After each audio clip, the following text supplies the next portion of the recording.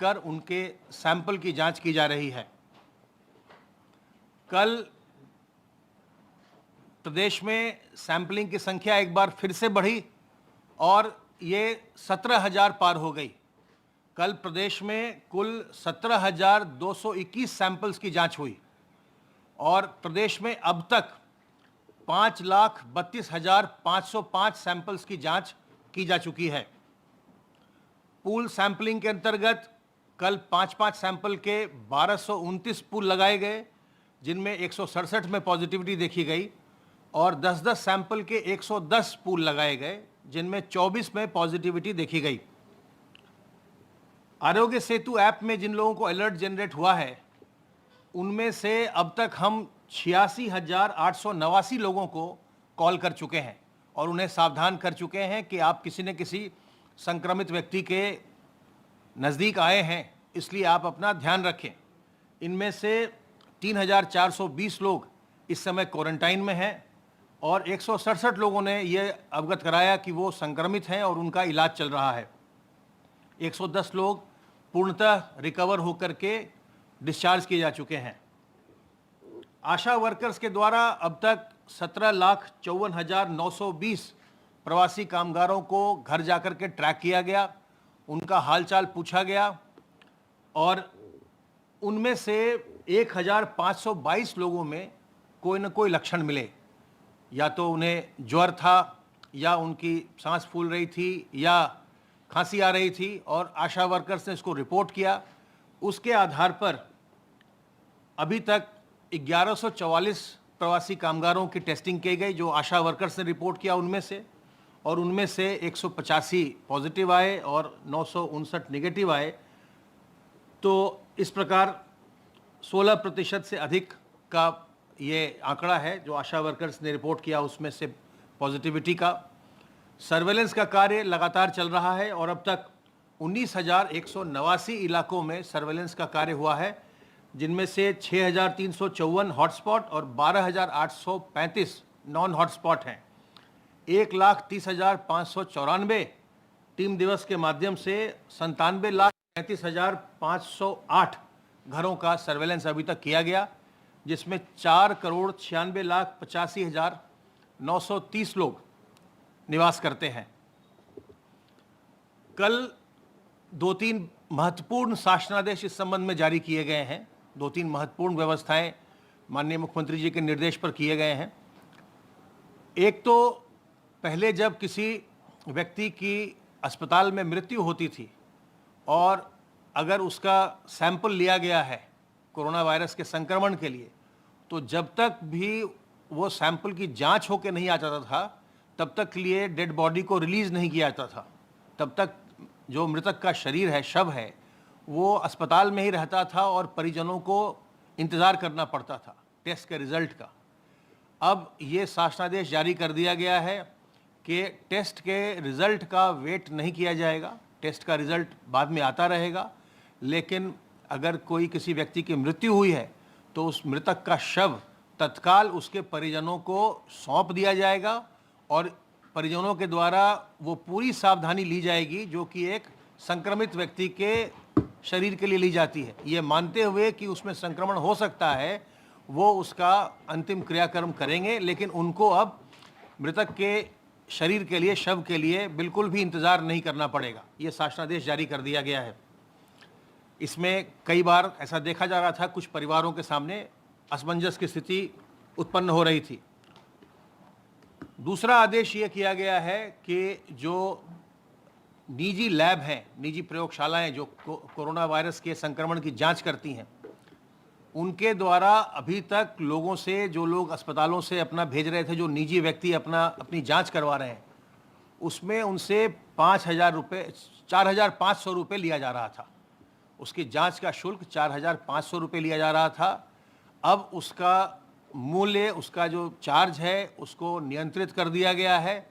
अगर कोई व्यक्ति सैंपल जाकर प्रयोगशाला में देता है तो उस पर उससे केवल 2,000 रुपये लिया जाएगा, और अगर प्रयोगशाला किसी व्यक्ति को भेज कर के और उसके घर से उसके सैंपल को, नमूने को लेते हैं, तो उनके द्वारा अधिकतम 2,500 रुपया चार्ज किया जा सकेगा। अब वो 4,500 रुपया घटा करके 2,500 रुपया कर दिया गया है।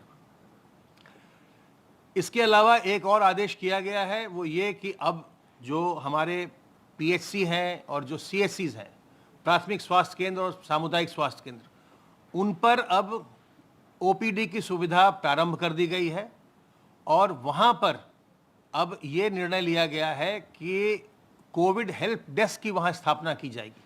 वहाँ एक एरिया में, एक कमरे में एक कोविड हेल्प डेस्क होगा और जिस भी व्यक्ति को कोरोना वायरस के कुछ लक्षण होंगे, बुखार होगा या सांस फूल रही है या उसके खांसी हो रही है, तो उसको तत्काल उस हेल्प डेस्क पर ले जाया जाएगा।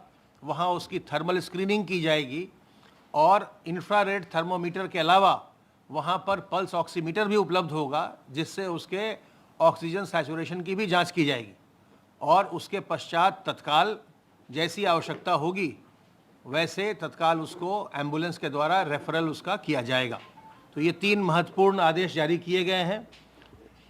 एक आपसे हमने ये बताया था कि हमने कुछ रैंडम सैम्पलिंग की थी और जो माइग्रेंट्स वाले गांव थे, 72 गांव का आपको हमने उसका आंकड़ा हमने आपको दिया था। हम लोगों ने अभी हाल में ही प्रदेश के 75 जिले में, सभी जिलों में हम लोगों ने जो अर्बन स्लम्स हैं उनके कुछ स्लम्स की रैंडम सैम्पलिंग की और उसमें जो नतीजा निकल के आया वो ये कि जो हमने रैंडम सैम्पलिंग किया, बड़े जिलों में हमने 10-10 स्लम्स लिए थे, बीच के जिलों में हमने 5-5 स्लम लिए थे, छोटे जिलों में हमने 2-2 अर्बन स्लम लिए थे। तो इस तरह से हमने ये देखा कि अर्बन स्लम्स में, जिसमें कि लोग बहुत ही घनी आबादी होती है और उसमें संक्रमण की संभावना बहुत ज़्यादा रहती है, उसमें भी हमारे सामने ये नतीजा आया है कि 75 में से 58 जनपदों के अर्बन स्लम्स में जो रैंडम सैम्पलिंग की गई उसमें कोई भी संक्रमण नहीं आया है। केवल 17 जिलों में हमें अर्बन स्लम्स में दिखाई पड़ा है संक्रमण और जो कुल मिलाकर के जो सैंपल्स जो टेस्ट किए गए अर्बन स्लम्स के, रैंडम जो सैम्पलिंग हमने किया था, वो 3,475 सैंपल के रिजल्ट हमारे पास आए हैं, जिनमें से 65 सैंपल पॉजिटिव आए, यानी 2% से भी कम, 2% से भी कम, 1.87% केवल अर्बन स्लम्स में, जिसमें कि बहुत ज़्यादा घनी आबादी होती है, वहाँ पर भी 58 जिलों में कोई पॉजिटिविटी नहीं आई और जो ओवरऑल स्टेट में पॉजिटिविटी आई है वो 1.87% आई है। 3,475 में से 65 सैंपल पॉजिटिव मिले। तो इससे एक हम आश्वस्त होते हैं कि जो हमारे 58 ज़िले हैं वहाँ अभी स्लम्स में संक्रमण नहीं है और जो 17 ज़िले हैं उनको हमने ये बताया है, उनको हमने ये सतर्क किया कि देखिए आपके इन स्लम्स में संक्रमण आया है और तत्काल वहाँ पर आईईसी का कार्य करें, कॉन्टैक्ट ट्रेसिंग का कार्य करें और संक्रमण को तत्काल रोकें, तत्काल उसको नियंत्रित करें। तो इस तरह से रैंडम सैंपल्स करके हम अलग अलग एरियाज़ का हम जायज़ा ले रहे हैं और उससे जहां हमें एक एश्योरेंस भी मिल रहा है कि प्रदेश में पॉजिटिविटी उन क्लोज इलाकों में भी जहां पर कि जो हाईली डेंस पॉपुलेशन जहां है वहां पर भी पॉजिटिविटी कम है, वहीं दूसरी ओर हम उनमें अवेयरनेस जनरेट करने में भी हम सफल हो पा रहे हैं और जिन जगह में, जिन जिलों में 17 जिलों में जहां पॉजिटिविटी आई है वहां पर उनको हमने सतर्क किया है कि आप ज़्यादा प्रयास करें और स्लम्स में और ज़्यादा प्रचार प्रसार करें। सभी जिलों को करना है, लेकिन उन जिलों को स्लम्स में अब जो उनके कॉन्टैक्ट ट्रेसिंग का कार्य है वो भी करना है। इस संक्रमण का, जैसे अब हम बार बार चर्चा करते हैं कि कोई अभी न तो वैक्सीन है, न इसकी कोई एक दवा कोई ऐसी बताई गई जिससे कि आप खा करके बिल्कुल स्वस्थ हो सकते हैं। इसलिए इसमें सतर्क रहकर, सावधान रहकर अपना बचाव करना ही सबसे अच्छा तरीका है। और जब आज अनलॉक के फेज़ में हम चल रहे हैं, जबकि बहुत ज़्यादा गतिविधियां बढ़ गई हैं, लोगों का आपस में मिलना जुलना बहुत हो रहा है, वैसे में और ज़रूरी है कि हम सतर्क रहें, सावधान रहें और अपने आप को हम बचाएं। अनावश्यक हम घरों से न निकलें, अगर आवश्यकता जिसको नहीं हो वो न निकले। खास करके हमारे बुज़ुर्ग और जो लोग पहले से बीमार हैं, जो गर्भवती महिलाएं हैं, छोटे बच्चे हैं, इन्हें घर से बाहर निकलने से बचना चाहिए। जब तक कि चिकित्सकीय कारण नहीं हो, नहीं जाना चाहिए। और संक्रमण को रोकने के लिए हमें अपने हाथ को हमेशा साबुन पानी से धोते रहना चाहिए। जब भी हम सार्वजनिक स्थल में जाएं, अपने मुंह और नाक को हमें ढकना चाहिए, मास्क से, रुमाल से, गमछे से, दुपट्टे से। और कहीं भी हम जाएं तो किसी दूसरे व्यक्ति से हम 2 गज की दूरी मेंटेन करें। सोशल डिस्टेंसिंग बहुत ज़रूरी है। 2 गज की दूरी बचाव के लिए ज़रूरी। तो इस मंत्र को हमेशा याद रखिए। और हमेशा ही आप अपने घर के भीतर भी परिवारी जनों से भी जब आप मिलते जुलते हैं, बात करते हैं, तो थोड़ी दूरी मेंटेन करें। घर के अंदर भी संक्रमण न फैले, घर के बाहर भी न फैले। हम और आप मिलकर के प्रदेश को संक्रमण से मुक्त कर सकते हैं, संक्रमण पर हम नियंत्रण पा सकते हैं। अब मैं अनुरोध करूंगा अपर मुख्य सचिव गृह से।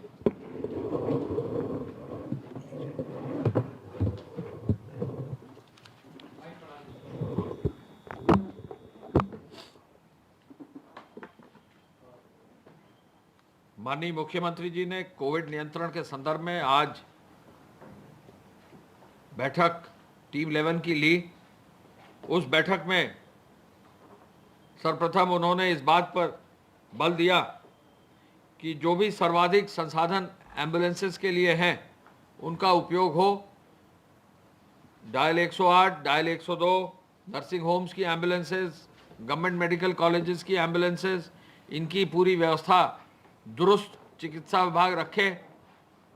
इन एम्बुलेंसेस के लिए जो भी प्रशासनिक व्यवस्था है उसको मजबूती से सुनिश्चित किया जाए।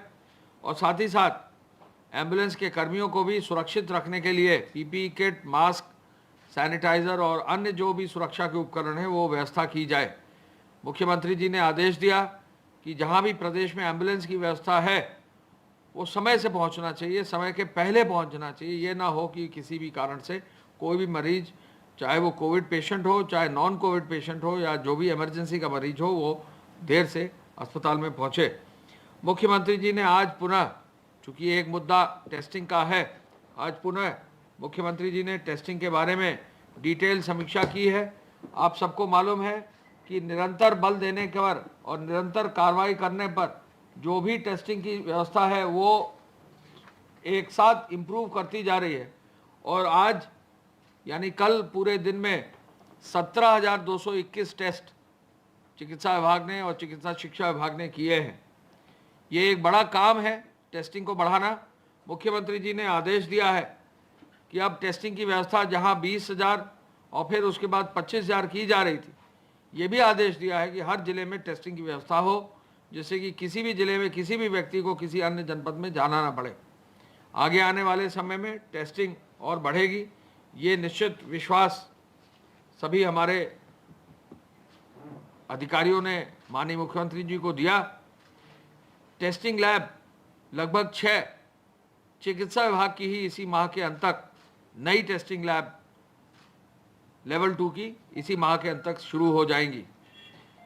चिकित्सा शिक्षा विभाग की मेडिकल कॉलेजेस की बड़ी लैब लेवल 3 की लैब्स जो हैं वो भी जल्दी काम प्रारंभ हो गए, उनको भी पूरा किया जा सकेगा। L2, L1 अस्पतालों में आयुष चिकित्सकों की सेवा ली जाए, ये आदेश भी आज जारी किया गया है। साथ ही साथ L1 कोविड चिकित्सालयों में कम से कम 10% पर ऑक्सीजन की व्यवस्था हो, ये आदेश भी आज माननीय मुख्यमंत्री जी ने दिया है। अस्पतालों में पर्याप्त स्ट्रेचर की, पर्याप्त व्हीलचेयर्स की, पर्याप्त अन्य उपकरण जो आवश्यक होता है उसके लिए भी आज आदेश दिया गया है। और ये कहा गया है कि कोविड-19 के बचाव के लिए प्रदेश के हर शहर में, देहात के मुख्य स्थानों पर पब्लिक एड्रेस सिस्टम लगाकर, लाउडस्पीकर लगाकर सुबह जो है सुबह 8 बजे से रात के 8 बजे तक अनाउंसमेंट किया जाए, जिससे कि लोगों को जानकारी मिले कि कोविड से कैसे बचाव किया जा सके। ये जरूर बहुत आवश्यक है कि मास्क लोग पहने। मास्क अक्सर ग्रामीण क्षेत्र में विशेष रूप से देखा जा रहा है कि मास्क जो है पहनने में कहीं ना कहीं उसमें और अधिक सहयोग की जरूरत है। तो निश्चय ही सभी क्षेत्रों में लोग मास्क पहने, सहयोग दें, और अगर कहीं मास्क नहीं पहनते हैं तो पुलिस को और जो भी व्यवस्था है उसको कार्रवाई करने का भी निर्देश माननीय मुख्यमंत्री जी ने दिया है। संचार माध्यमों से, आकाशवाणी से, दूरदर्शन से, अन्य टीवी चैनल्स के माध्यम से FM के माध्यम से भी प्रचार की व्यवस्था मजबूत करने का निर्देश उन्होंने दिया है।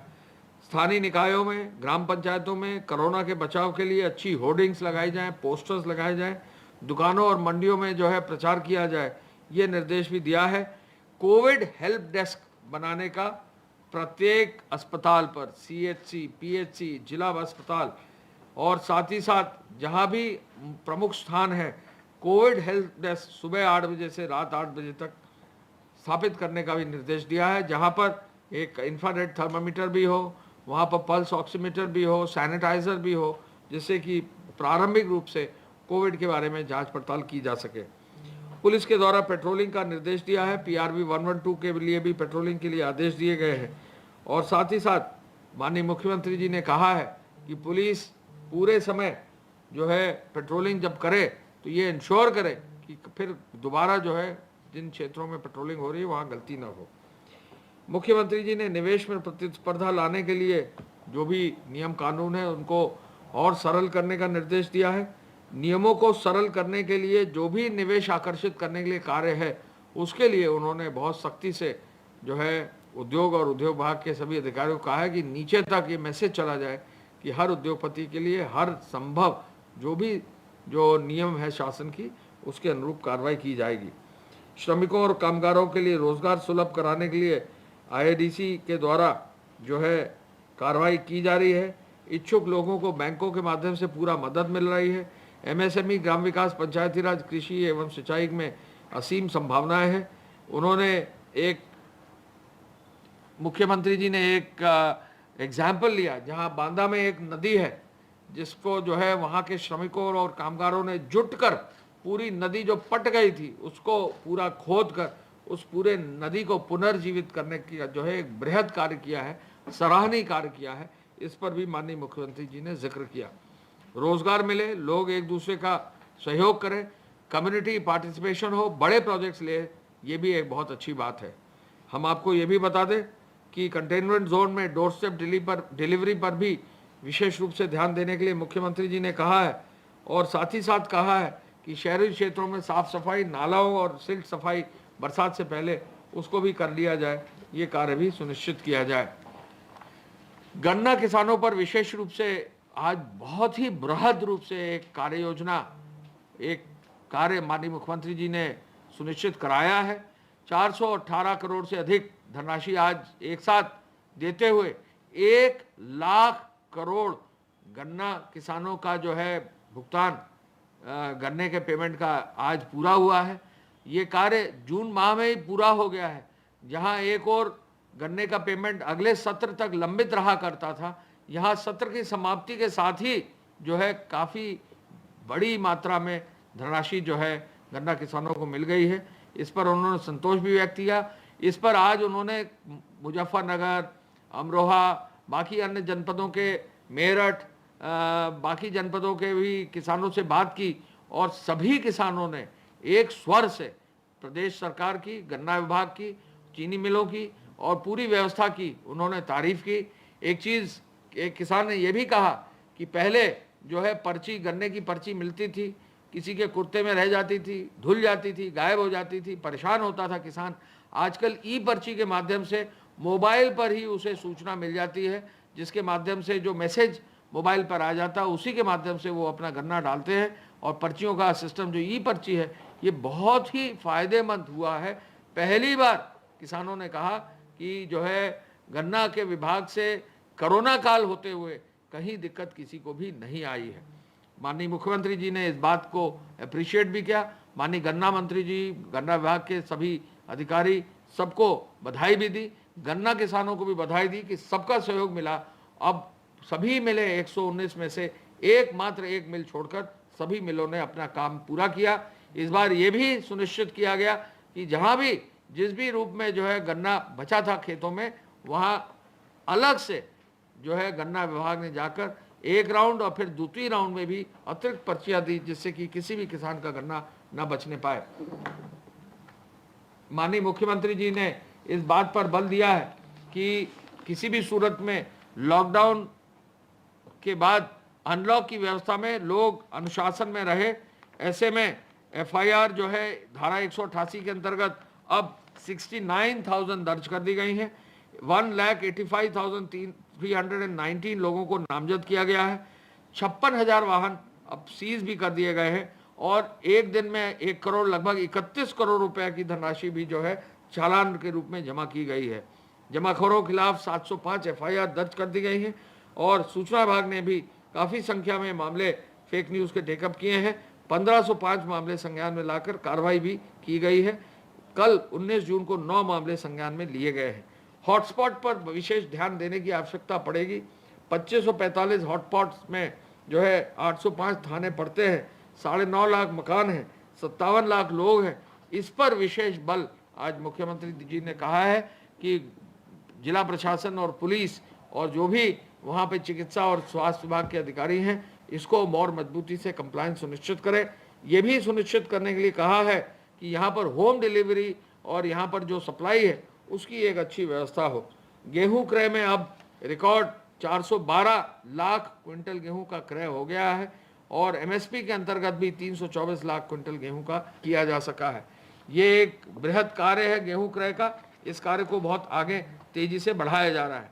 अब तक 1653 ट्रेन जो है प्रदेश में आ चुकी हैं और विभिन्न प्रदेशों से, और भट्ठा श्रमिकों के लिए अब तक 45 ट्रेन जो है जा भी चुकी हैं और 16 ट्रेन छत्तीसगढ़, बिहार के लिए 23, उड़ीसा के लिए 4 और झारखंड के लिए 2, कुल 45 ट्रेनें जा चुकी हैं, जिसमें 78,341 भट्ठा श्रमिक जो अन्य प्रदेशों के हमारे यहाँ काम कर रहे थे और जो कोविड के दौरान भी जो है लॉकडाउन के दौरान भी भट्ठे चलने के लिए माननीय मुख्यमंत्री जी ने परमिशन दी थी, उन भट्ठा श्रमिकों को सकुशल सुरक्षित रूप से सम्मान के साथ अन्य प्रदेशों में अब भेजा जा रहा है और 78,000 लोगों को अब तक घर भेजा जा चुका है। आगे भी जहां भी हमारे भट्ठा संघ ने, हमारे प्रदेश के जो है ईंट भट्ठा मालिकों ने बहुत ही सकारात्मक जो है उन्होंने अपना सहयोग दिया है। उन्होंने प्रदेश स्तर के जो उनके महामंत्री हैं उन्होंने बहुत अच्छा सहयोग दिया है, सभी पदाधिकारियों ने सहयोग दिया है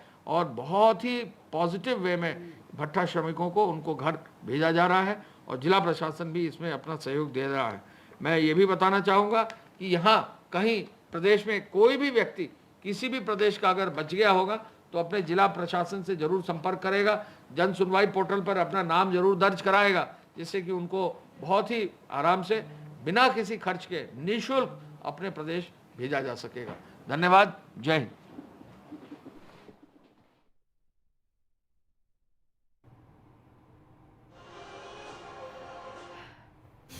तो बड़ी खबर, यूपी में सस्ता हो गया है कोरोना टेस्ट।